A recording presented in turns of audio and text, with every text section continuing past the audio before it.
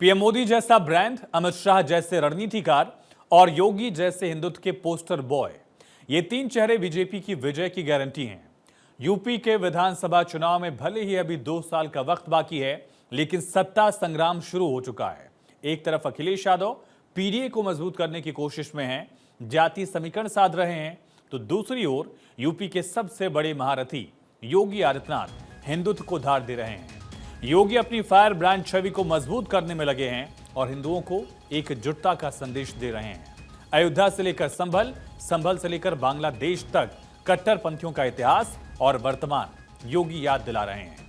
योगी के नारे super hit साबित हो रहे हैं। बटेंगे तो कटेंगे से लेकर बाबर का डीएनए वाला वार और जिना का जिन वाला नैरेटिव लोगों के सिर चढ़कर बोल रहा है।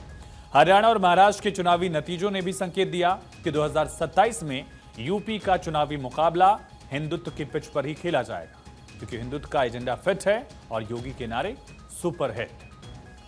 और यही वजह है कि पिछले 2 दिन में योगी आदित्यनाथ बांग्लादेश में हिंदू अल्पसंख्यकों पर हो रहे अत्याचार को बहाना बनाकर हिंदुओं को एकजुटता का पाठ पढ़ाते नजर आए।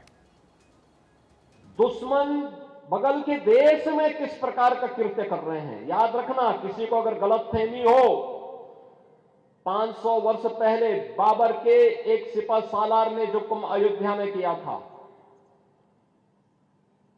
जो काम संभल में किया था और जो काम आज बांग्लादेश के अंदर हो रहा है, तीनों की प्रकृति, तीनों का डीएनए एक जैसा है। गलतफहमी में मत रहना।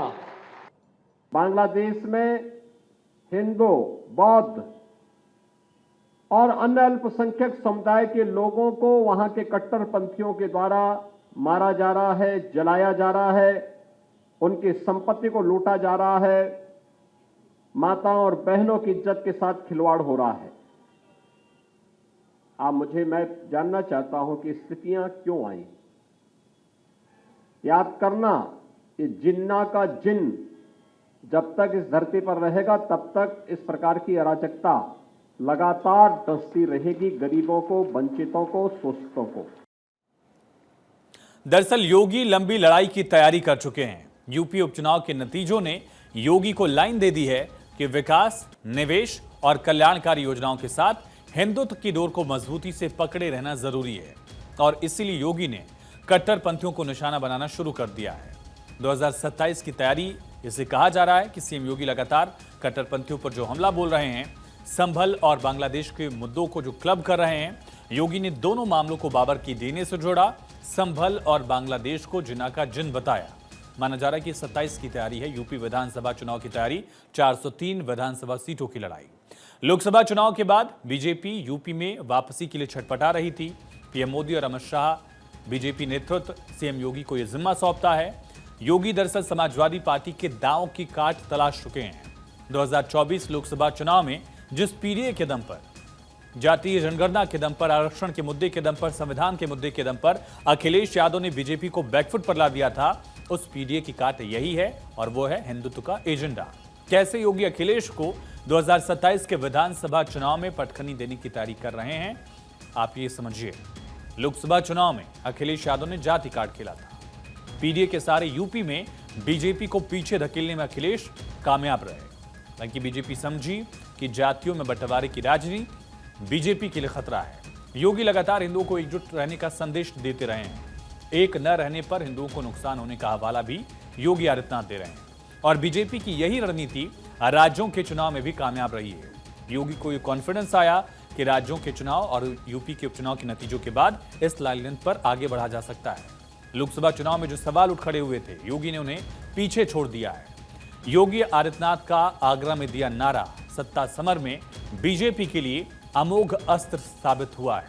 पहले हरियाणा पर महाराष्ट्र के साथ यूपी के उपचुनाव में जिस नारे ने जलवा दिखाया, वो नारा है बटेंगे तो कटेंगे।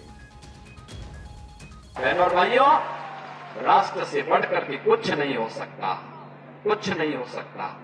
और राष्ट्र तब सशक्त होगा जब हम एक रहेंगे, नेक रहेंगे, तभी नेक रहेंगे। बटेंगे तो कटेंगे, बटेंगे तो कटेंगे, एक रहेंगे तो नेक रहेंगे। तो योगी आदित्यनाथ के नारे सुपरहिट हैं। हिंदुत्व की पिच पर जब योगी खेलते हैं तो लोग ठहर कर देखते हैं। योगी जहां जाते हैं वहां लोगों का हुजूम उन्हें ठहर कर सुनता है। पीएम मोदी, अमित शाह के बाद अगर चुनाव की दिशा किसी में मोड़ देने का मादा है तो वो है योगी। योगी ने बार बार अपनी काबिलियत को साबित भी किया है। हरियाणा चुनाव में देखिए, हरियाणा चुनाव के दौरान योगी का नारा लगभग हर रैली में दोहराया गया। नारे का हरियाणा में असर भी माना गया कि बड़ा असर इसका हुआ। योगी ने जिन सीटों पर प्रचार किया वहां बीजेपी का जबरदस्त स्ट्राइक रेट रहा। महाराष्ट्र चुनाव में भी योगी ने यही नारा दोहराया। हालांकि महाराष्ट्र में महायुति की बीजेपी के अंदर भी कुछ नेताओं ने इसका विरोध किया। अजित पवार इसका समर्थन नहीं कर रहे थे। इसके बावजूद योगी आदित्यनाथ रुके नहीं और महाराष्ट्र की जीत में ये नारा योगी का बड़ा फैक्टर माना गया।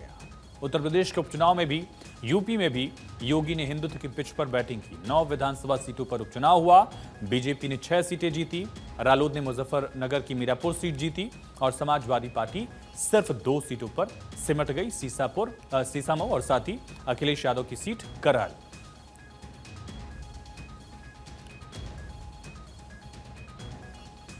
तो योगी आदित्यनाथ का नारा सुपरहिट साबित हुआ है। चुनाव दर चुनाव उस पर जनता के वोट की मुहर लगी।